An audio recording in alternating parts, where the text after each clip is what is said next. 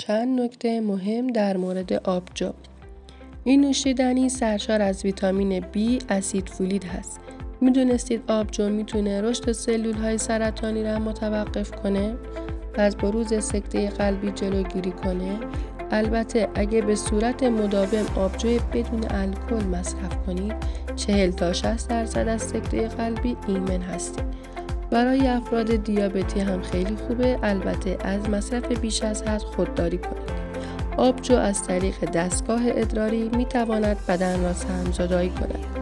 به عملکرد درست کلیه ها هم کمک کنه.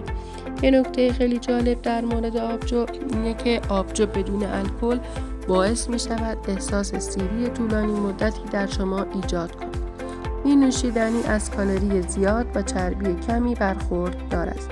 آبجو بدون الکل با رفع گرسنگی مکرر را از بین میبره و جلوگیری میکنه از پرخوری.